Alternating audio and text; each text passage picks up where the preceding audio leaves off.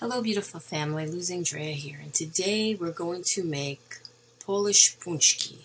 It's a Bavarian cream version of the Pączki, otherwise known as a donut, which are traditionally fried, but today these are going to be a healthier version that are baked. In Poland, Pączki are eaten especially on Fat Thursday, which is the last Thursday prior to Ash Wednesday, and the beginning of Lent.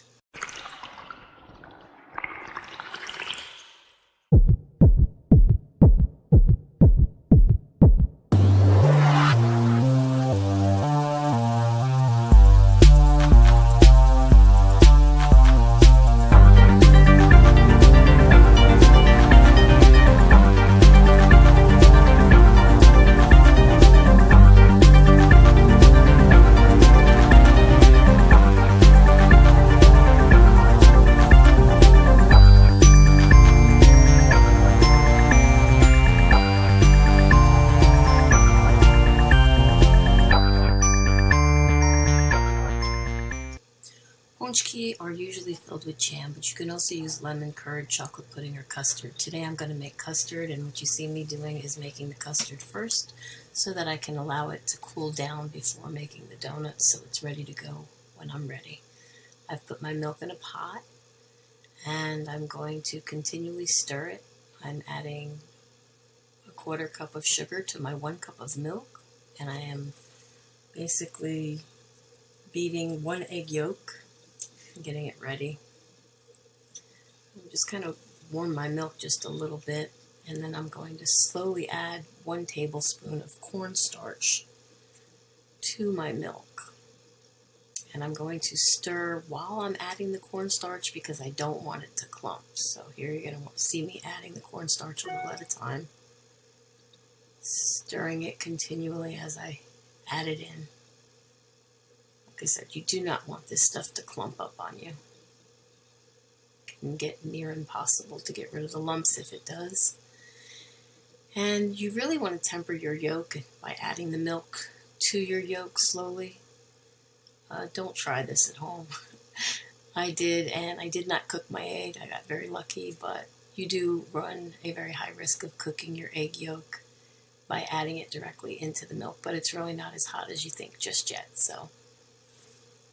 But after adding the yolk and the cornstarch to the sugar and milk mixture, I just continually, just very rapidly stir. And I keep doing that. It's over a medium-high heat, kind of in the middle. So where your dial goes from simmer to very high, about right in the middle on my stove top. You just see me stir. So I continually keep on stirring. Like I said, you want to constantly stir until it thickens. It takes a couple of minutes, but it will thicken up. So have a little patience and just keep stirring away. It's good exercise for you. So I just keep on stirring and stirring and stirring. But if you can see, it is getting a little thicker. It will get thicker upon standing as it's cooling down once you're done cooking it, this part of it. But you do want to be sure to evaporate all of the cornstarch. And that's one of the processes right here while you're cooking it and stirring it. It's basically congealing together the milk, the yolk, the cornstarch, and the sugar.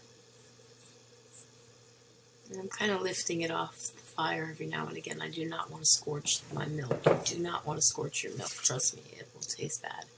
Here I'm transferring it all into a Rubbermaid container so that it can cool down. And I'm going to show you how thick it is, how it sticks to the spatula. It's a silicone spatula, by the way. Now here what I'm doing is I'm preparing powdered sugar. I'm sifting it into a gallon-sized Ziploc bag. And I'm putting that aside so that it's ready to go when I need it. Here I'm taking Kerrygold grass-fed unsalted butter, and I need 1 tablespoon of that. And I put it in a little microwave-safe ramekin. And I put it in the microwave for about 30 seconds is all it takes in my microwave. And you see me put it in the microwave. And you see me take it out of the microwave. And there's my melted butter. And I just put that aside. Now what I do is I have a cup and a half of flour plus an extra quarter of a cup. Plus I have a quarter cup of sugar. I have a quarter of a teaspoon of salt. Fleischmann's Rapid Rise Instant Fast Acting Yeast. I like that brand best. And that's it for the dry ingredients. Then I have 3 tablespoons of oil. I use canola oil. And I have a half of a teaspoon of vanilla. And 2/3 of a cup of warm milk, warm to 120 degrees Fahrenheit, and 2 egg yolks. So first I'm going to add the dry ingredients. I put in my flour, and I put in my sugar, and my salt, and I kind of give this a little bit of a mix. Just kind of getting it all incorporated together. I'm using the paddle attachment on my stand mixer. Here I'm putting in my packet of yeast, still letting it mix around and get well incorporated with all the dry ingredients. And now I'm going to make sure my milk is at least 120 degrees Fahrenheit. If you're using regular yeast, then it's only 110, but I'm using fast acting, so. I add my warm milk, I add my oil. In my case, I'm using 3 tablespoons of canola oil. You can also use 3 tablespoons of butter. Traditional Pączki uses butter. And then I put in my vanilla, and I give that a mix. And I scrape down the bowl to make sure if anything's stuck on the paddle or around the sides of the mixing bowl, go back into the middle of the mixing bowl to get mixed up well. Now I'm going to show you how it kind of looks. It's not where I can kind of grab it out of there and work with it. So that's what the extra quarter of a cup of flour I had one side is for. You can put in a little at a time. It just kind of depends on the humidity in your house or your kitchen. I use the whole quarter cup of flour and I mix it in, and again you see me scraping down the sides of the bowl to get it all well incorporated with the rest of the dough. I like to get as much as I can back in the bowl. Want not, waste not, I always say. And just give me another little mix. And from here, I'm going to flour, or lightly flour. It looks like a lot of flour, but it's really light flour of my surface. And I'm going to clean off my paddle with my silicone spatula. And I'm going to scrape the edges of the bowl.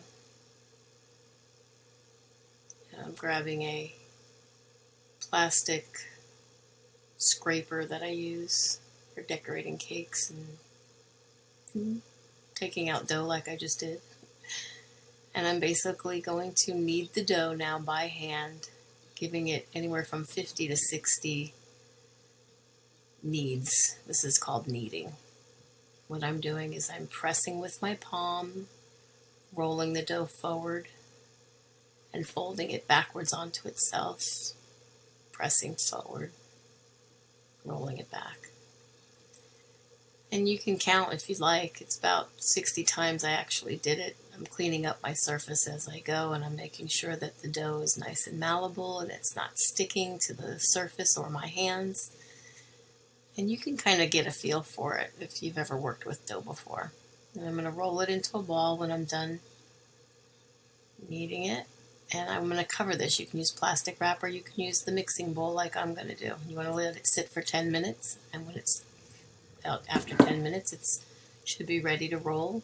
I'm putting a little flour on my rolling pin, and I'm going to roll out my dough to about a 1/2 inch thick. Put a little more flour down so it doesn't stick. So You see me rolling out my dough, but I'm not pressing as hard as you might think I am, because like I said, you just want it to be a 1/2 inch thick. Then you want to take your 2.5 inch cutter, round cutter. I'm using a plastic one. You can dip yours in flour, but I found mine wasn't sticking at all. But if yours sticks, if you're using a metal cutter, you might want to dip it in flour with each time before you cut. And I just begin to cut out my little round spheres of dough to make my donuts. The first time around, I get 8 cuts. I take off the excess dough and I kind of roll it up a little bit and put it to the side. Depending on how fast you work, you might want to cover it up with a piece of plastic wrap or your bowl, or a smaller bowl if you will. And then with a spatula, you want to lift the circles, your spheres, whatever you want to call them, as easy, as gently as possible so you don't disfigure them. And you want to put them on a cookie sheet that's been lined with parchment paper or a silpat mat. So here all I'm doing is just rolling out my excess dough.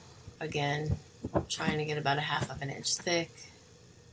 I'm going to get about 3 cuts from this one.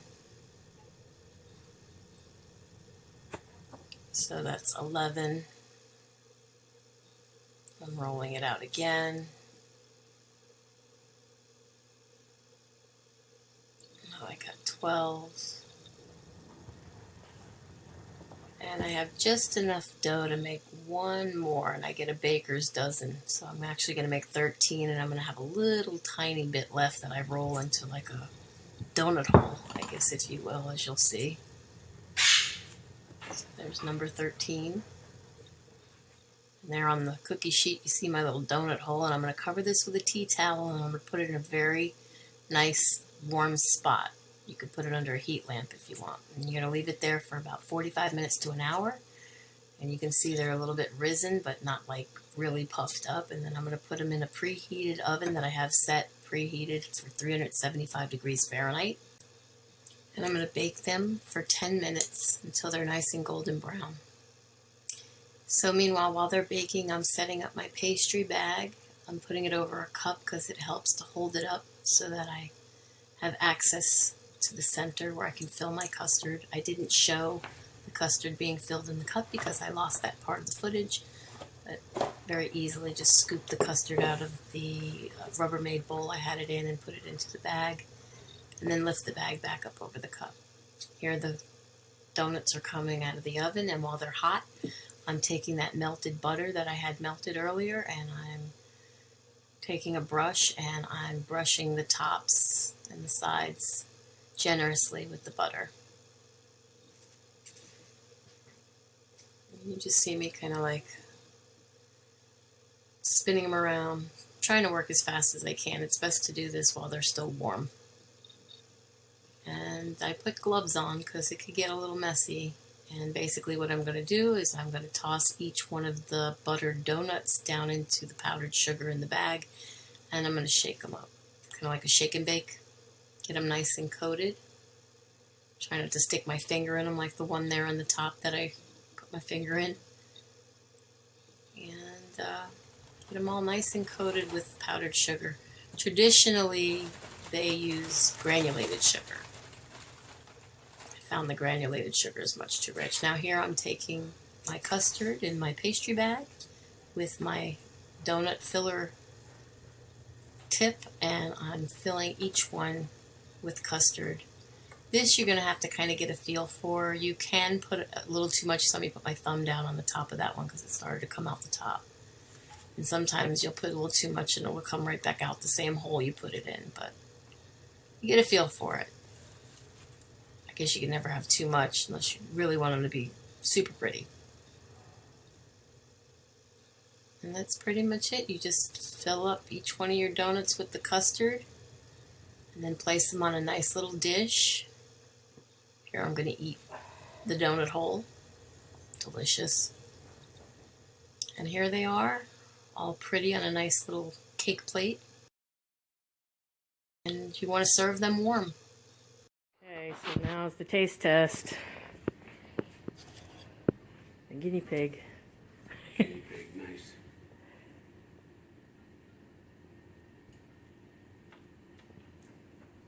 Oh my God, what is this? It's a Bavarian cream donut.